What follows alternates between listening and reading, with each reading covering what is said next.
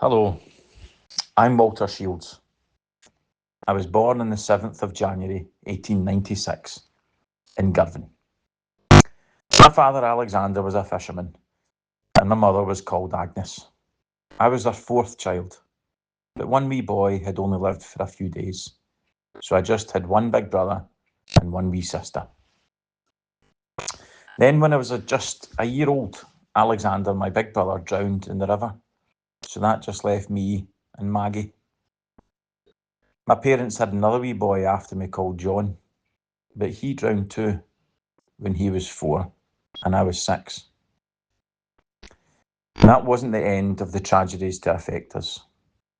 When I was 9 years old, my mother died. Within a year, my father married again. My new stepmother, Mary, already had 2 children. We moved down to Ballantrae and I left school and got a job as a farm labourer.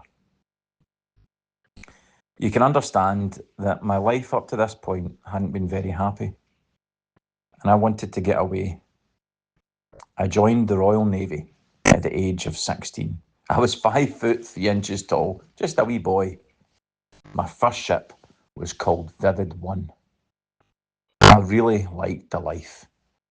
So as soon as I was 18, I signed on for 12 years. I was now in the Hampshire and became an able seaman.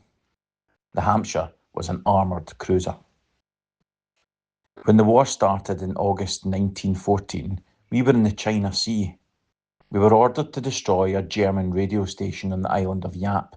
On the way there, we captured and sank a German collier ship and took our crew prisoners.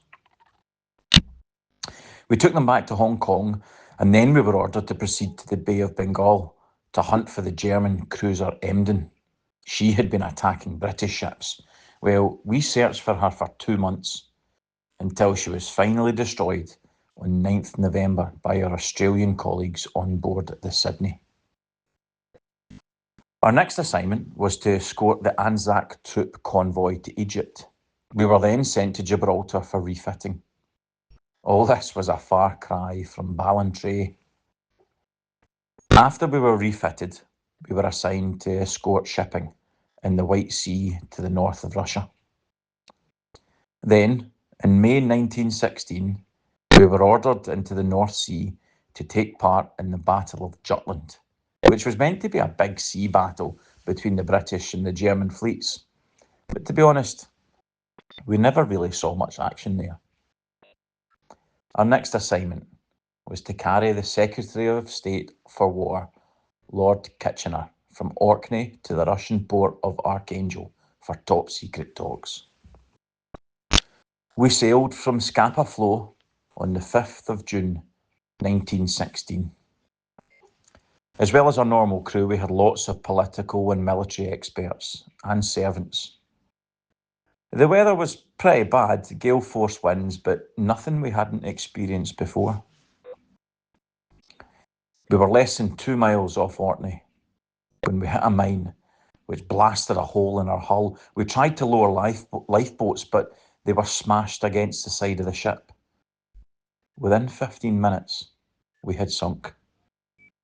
737 lives were lost. I was one of them, the third of our brothers to die by drowning. I was 20 years old. My body was never found. My name is inscribed on the Plymouth Naval Memorial and on the memorial in Orkney.